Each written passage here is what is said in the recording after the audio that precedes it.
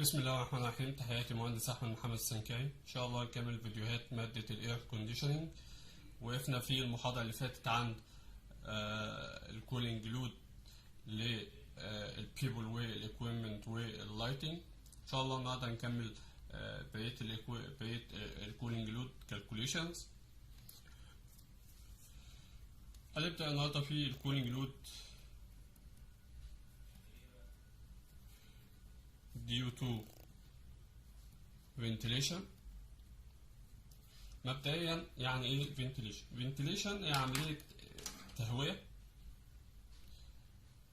بحيث ان انا اجدد الهواء جوه الاوضه.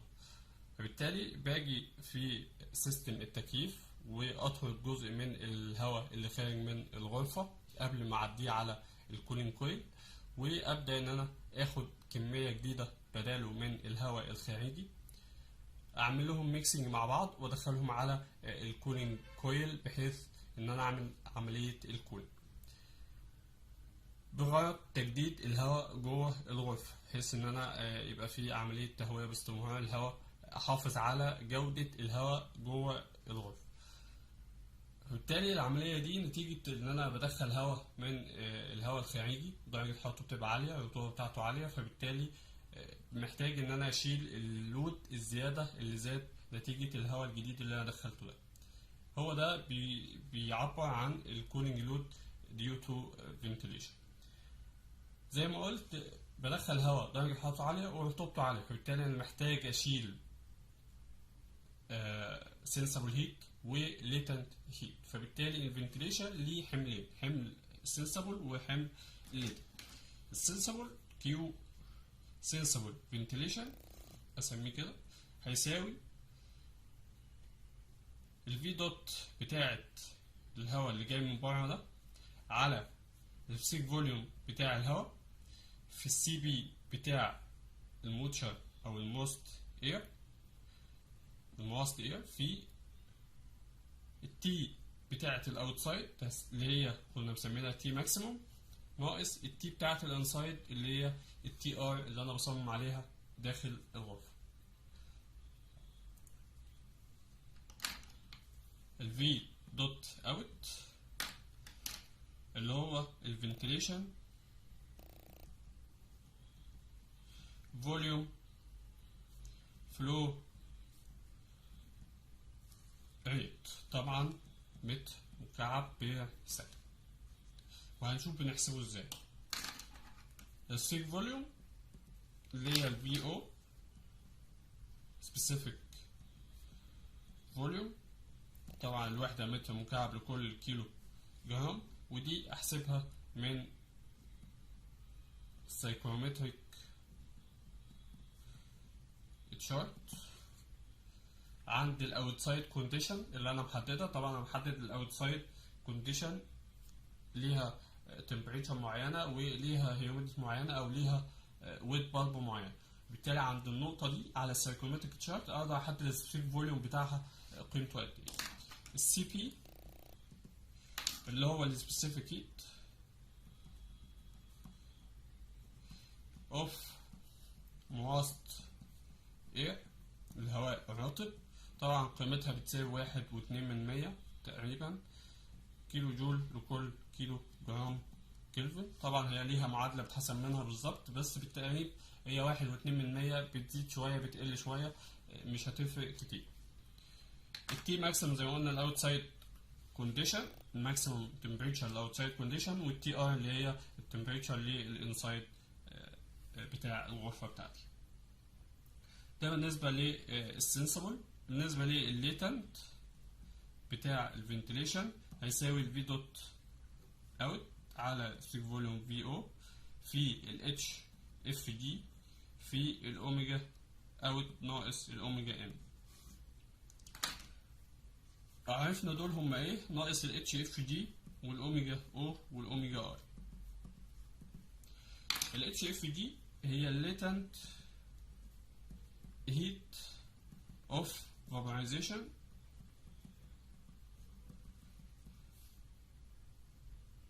بالجول او بالكيلو جول لكل كيلو جرام. ده طبعا للوتر اللي بيحصل له تبخير. الاوميجا او اللي هو الموتشر كونتنت بتاع الاوتسايد موتشر كونتنت، والاوميجا اي اللي هي الانسايد موتشر كونتنت.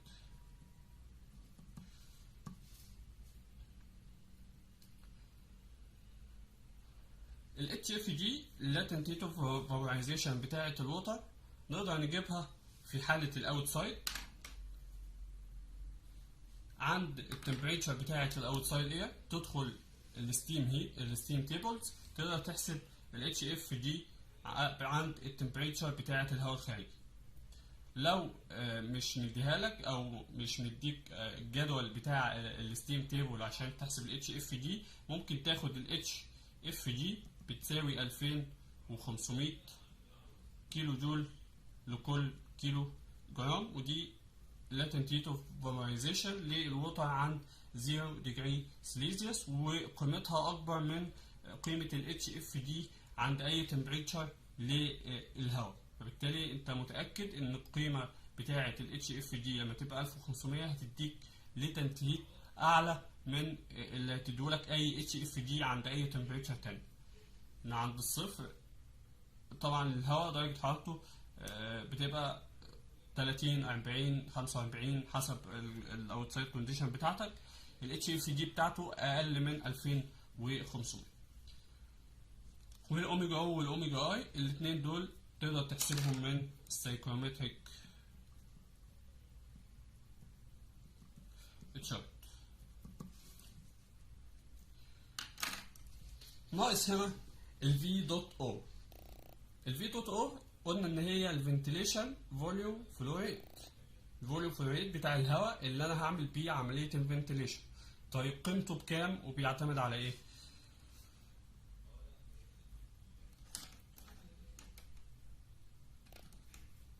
بناء على الاشري قالك ان ال V دوت بتاع الفنتيليشن بتساوي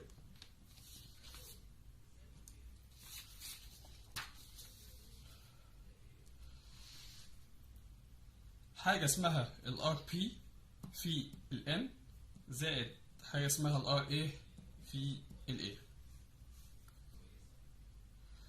قالك الفنتيليشن بتعتمد على حسب المكان بتاعك، عدد الأشخاص اللي فيه، والمساحة بتاعته. كل ما المساحة زادت كل ما نحتاج فنتيليشن أعلى، كل ما عدد الأشخاص زاد كل ما نحتاج فنتيليشن أعلى. فبالتالي من خلال المعادلة دي تقدر إن أنت تحسب كمية الفنتيليشن المطلوبة جوه السبيس. ال RB وال RA هنشوف بنحسبهم ازاي. ال N اللي هو number of people داخل المكان، وال A اللي هي ال area of space بالمتر المربع. ال RB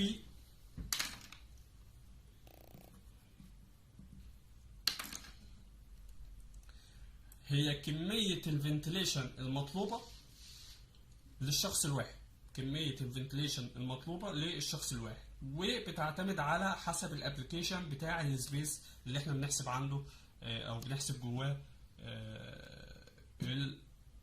الكولينج لوب. والار بي هي الاوت دور اير فلو ريت required for person. طبعا الوحدة بالمتر مكعب بير سكند لكل شخص. طيب الار ايه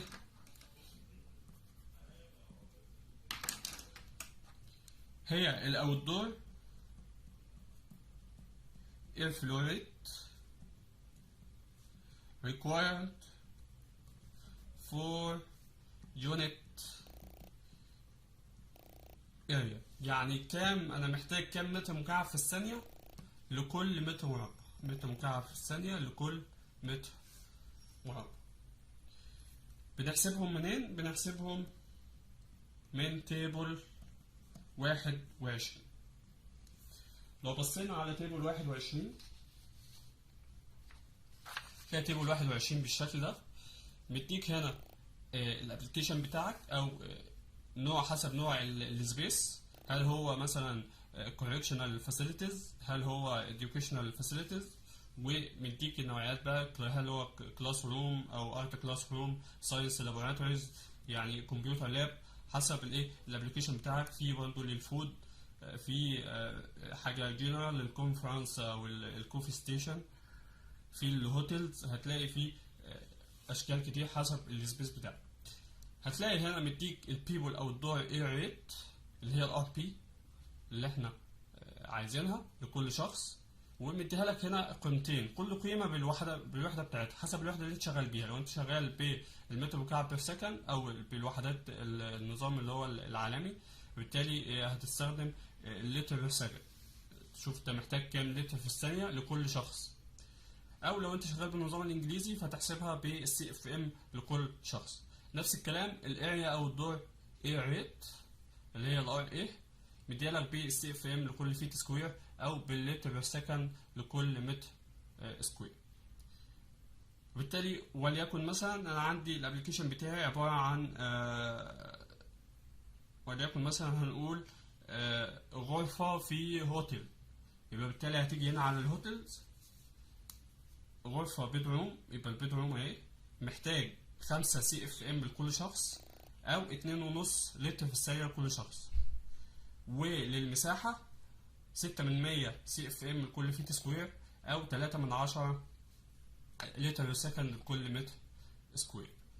بالتالي 2.5 دي اللي هي الار بي، و3/10 اللي هي الار اي، هتستخدمهم في المعادلة دي وتعوض حسب النمبر اوف بيبل جوه الأوضة والاريا بتاعت الأوضة، وتحسب كمية الفنتليشن المطلوبة. طيب نحل الإكزامبل، الجزئية الخاصة بالفنتليشن.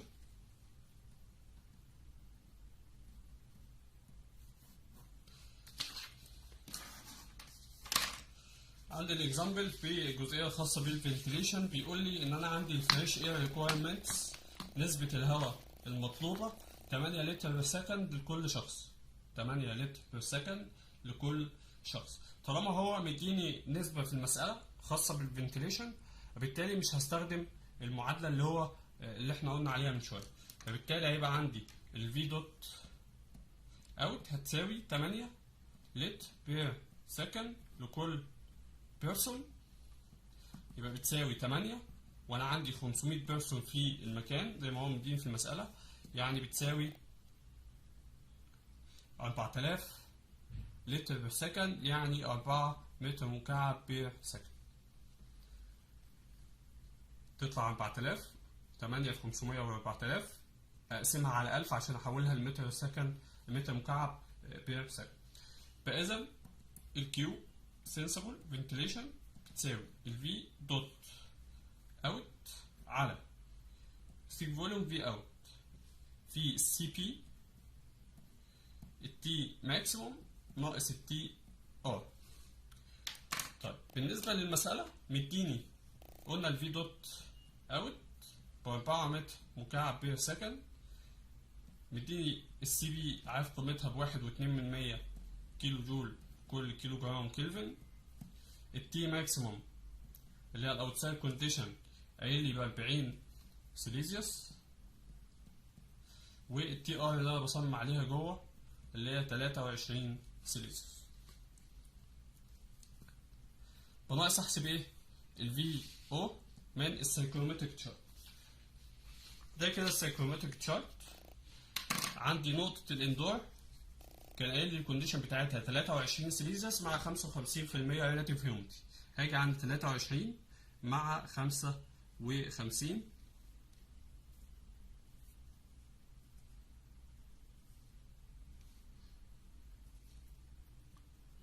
هلاقي نقطة هنا كده، دي نقطة الانسايد.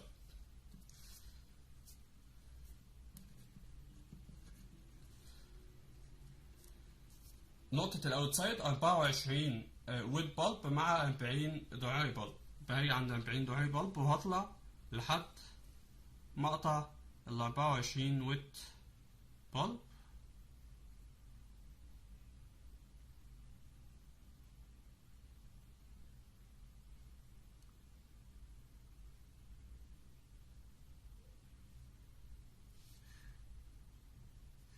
هلاقي دي كده نقطة الاوتسايد، والخط ده بيمثل الفي اوت ما بين 9/10 و91%.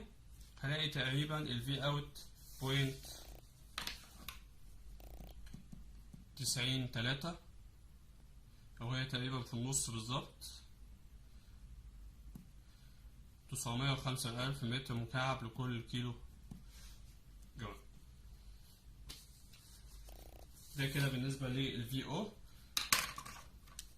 إذا الكيو سنسبل فنتيليشن هيساوي 5 أو 4 متر مكعب بير سكند على الفي او بوينت 905. السي بي 1.2%. لو أنا سبتها 1.2%، الوحدة هتطلع بالكيلو وات، فأنا هحولها لجول بدل كيلو جول، فهضرب في 1000 في التي ماكسيموم 40 ناقص التي ار 23. هلاقي الكيو سنسبل فنتيليشن هتطلع 76641 واط. ده بالنسبة للسيستم. طيب الكيو ليتنت فنتيليشن هيساوي الفي دوت اوت على ستريك فوليوم اوت في الاتش اف جي في الاوميجا اوت ناقص الاوميجا ان. هنا مش مديني قيمة الاتش اف جي، وانا مش عايز استخدم الستيم تيبل، فهحط الاتش اف جي ب 2500 كيلو جول لكل كيلو جرام. طيب الاوميجا او والاوميجا اي هجيبهم من السايكومتريك تشارت. السايكومتريك تشارت دي النقطة اي هتدخل افقي لحد ما تحسب قيمة الاوميجا، وهتدخل افقي من هنا تحسب قيمة الاوميجا، يطلع لك هنا الاوميجا او ودي الاوميجا اي. هتلاقي قيمة الاوميجا او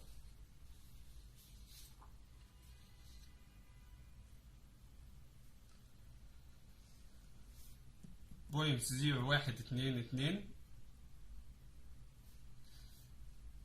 كيلو جرام فيبر لكل كيلو جرام دراي اير، والاوميجا اي بوينت 0.0096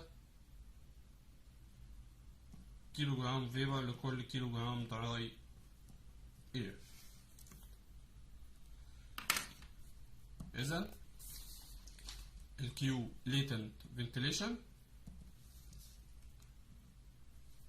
هتساوي 4 على بوينت 95 في 2500. لو سبتها كده برضه هتطلع بالكيلو وات، فهحولها للوات هضرب في 1000.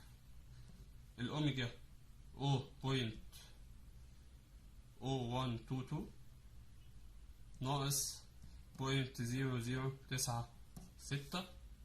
إذا الكيو ليتنت فنتيليشن هتساوي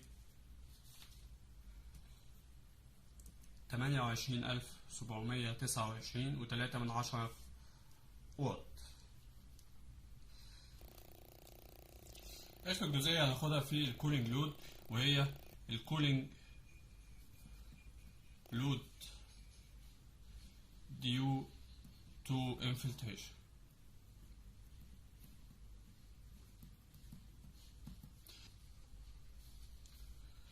الانفلتريشن هو التسريب اللي بيحصل للهواء من خارج الغرفة لداخل الغرفة، وهو مش متحكم فيه، يعني نتيجة مثلا فتحات موجودة في الغرفة بشكل ما، حد فتح الشباك وقفله، فبالتالي بيحصل تسريب للهواء من خارج المكان لداخل المكان.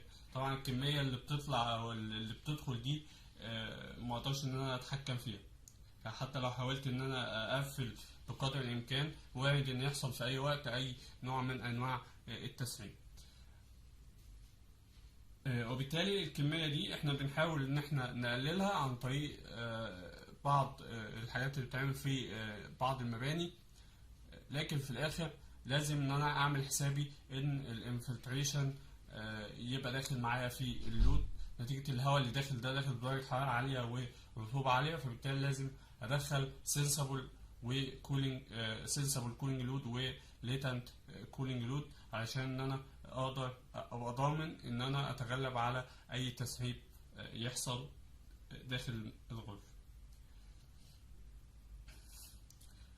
كميته بتتحسب ازاي؟ ليها دراسات كتير مش هندخل في تفاصيلها، ولكن كل ما كان المبنى لسه جديد كل ما كان نسبة الانفلتريشن أقل، وبتتحسب نسبة الانفلتريشن بحاجة اسمها ال ACH أو اسمها ال Air Exchange per hour.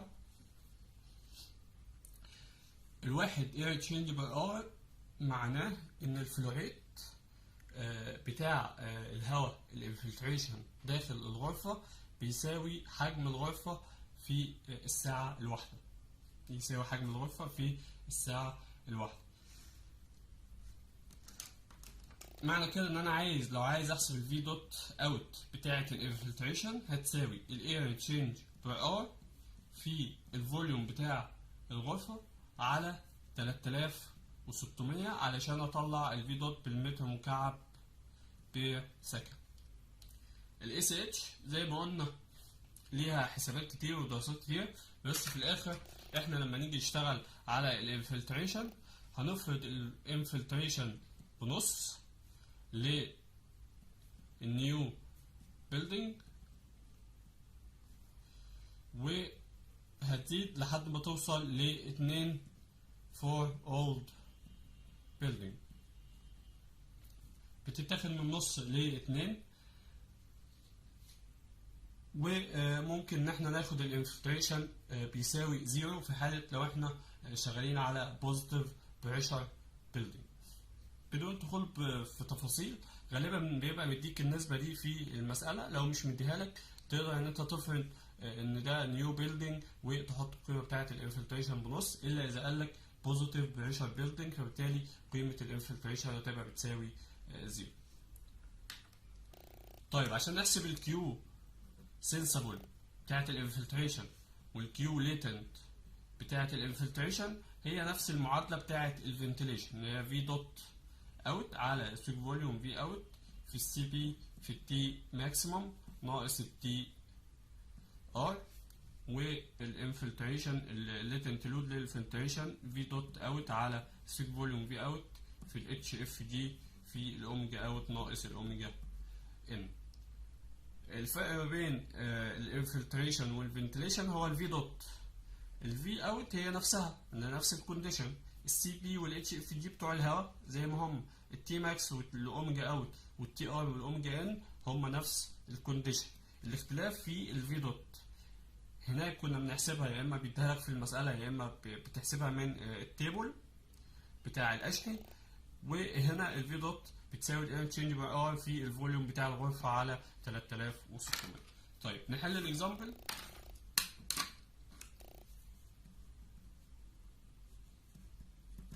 الاكزامبل بتاعي ما ادانيش اي معلومات على الانفلتريشن، فانت قدامك حاجه من اتنين، يا اما ان انت تفرض ان ده بوزيتيف بريشر بيلدينج وبالتالي الاير تشينج بار ار بيساوي 0، او تفرض ان الاير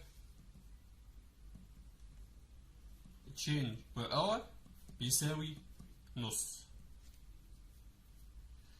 وبالتالي نقدر نقول ان الفي دوت اوت هتساوي نص في الفوليوم بتاع الغرفة اللي هو 25 في 25 في ارتفاع 6 على 3600 هيطلع لي الفي دوت اوت قيمتها 0.52 متر مكعب بير سكند. إذا الكيو سنسبل انفلتريشن هيساوي الفي دوت اوت اللي هي 52% على الفي اوت اللي هي 905 اللي حسبناها من السايكومتريك تشارت في 1.2% وضربها في 10 أس 3، التي ماكس 40 ناقص التي ار 23 هيطلع لي الكيو سنسبل انفلتريشن هتساوي 9963.315 واط. طيب الكيو ليتنت انفلتريشن هتساوي 0.52 على 0.905 في ال HFD 2500 في 1000 أو في 10^3 في الأوميجا أوت 0.122 ناقص الأوميجا إن اللي هي كانت 0.0096، هيطلع لي الكيو ليتنت انفلتريشن يساوي 3734.8 واط. بكده نكون خلصنا كل الأحمال الممكنة إن ممكن ينتج منها هيت، وبالتالي بحسبها بدخلها معايا في الكولينج لود. ان شاء الله المحاضرة الجاية هنشوف ازاي ان احنا بنجمع الاحمال دي مع بعض، نحسب التوتال سنسبل هيت والتوتال ليتنت هيت والتوتال هيت بشكل عام، وازاي احسب كمية الهواء اللي انا محتاجها داخل الغرفة. وان شاء الله هيبقى في اكزامبل تاني بس مش محلول، في ايديكم ان انتوا تحلوه، واي استفسار تقدر ان انت تتواصل معايا على الواتساب اللي موجود في الورق بتاع شرح المحاضرات. تحياتي مهندس احمد محمد سنكر.